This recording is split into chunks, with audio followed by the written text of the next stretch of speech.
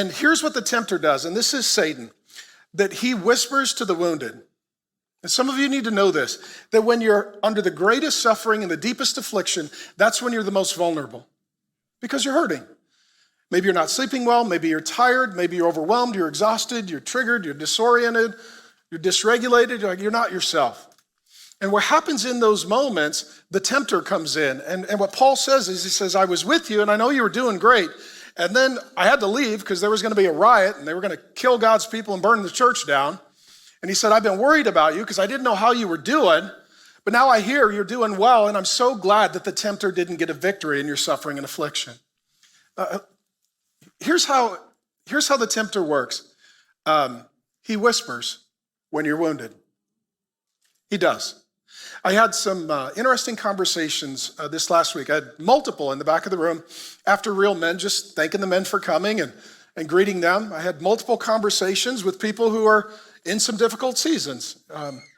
And they all basically said something similar. They're like, I'm not doing so good. I was like, okay, well, tell me what's happening. They're like, well, something happened. Job loss, economic loss, a death, some sort of hardship. Everybody had something that was difficult, suffering and affliction. And they said, but I've not been doing well. I have a lot of negative thoughts. I feel kind of oppressed or depressed. My thinking isn't clear. I'm wondering where God is. I'm not sure, how my faith is doing. I'm even starting to doubt God. So I asked each of these people the same thing. And here's what I want you to know, that the enemy is going to whisper in your wound. And which each of these people asked, I said, okay, what are you hearing? And some of you have heard me teach this before, but let me revisit it. One guy said, you're a failure. You lost. You were foolish. You're never going to get that back. Another person, your faith is in a God that doesn't really exist. Your belief in the Bible is in a book that isn't really true. So with each of these people, it was very negative. And some it was, you're a failure. You're not a real believer. Your God doesn't care for you. You've been abandoned. You're never going to change. And when it gets really dark, you should kill yourself. And so I asked each of these people, and I've been having this conversation with people for decades. I was like, okay, so tell me exactly what you hear or what you think. And it was always you. And I asked them, I said, do you talk to yourself in the second person? Like, I don't get up in the morning like, you're going to have a great day. Like, you're looking good.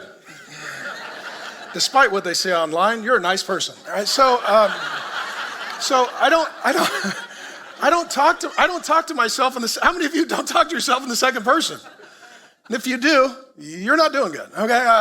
And they said, no, I is how I talk about myself or to myself. I said, so someone is talking to you if it's in the second person. I said, so it's either you, God, or Satan. I was like, do you think it's God? Immediately, they're like, no, God would never say that. Okay, so it's not God. So it's you or Satan. Do you think that? No, actually, I don't. Do you want to think that? No, I don't. Okay, so what's the option? Process of elimination? Satan, the tempter. He's tempting you to choose a lie over the truth, and to choose death over life, and to choose fear over hope, and to choose the father of lies over the Father in heaven.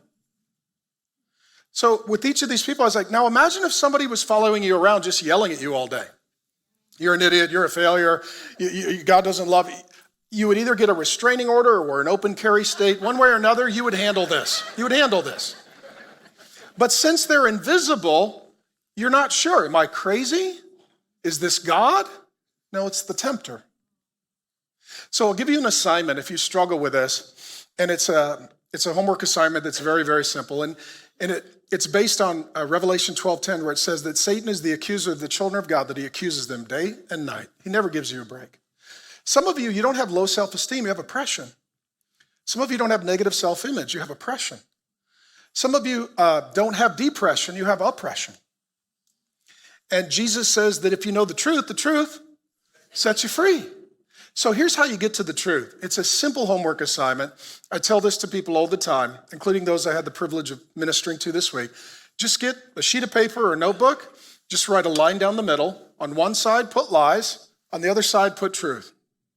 When you think something or you hear something, just ask yourself, especially if it comes with a burden or an oppression or it disorients you, just ask yourself, okay, does it go under the lies or under the truth? And if it goes under the lies, what should you do? Go to the scriptures and then say, this is the truth. And let the truth cast out the lie, and let the truth set you free. And this is the process of spiritual warfare and the renewing of your mind. It's very simple and practical. Some of you need to do this. I have had people literally overcome mental health issues, get off of medications, stop depression and suicidal ideation with this simple exercise.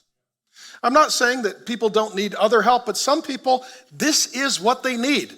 They need to hear from God and stop listening to the tempter.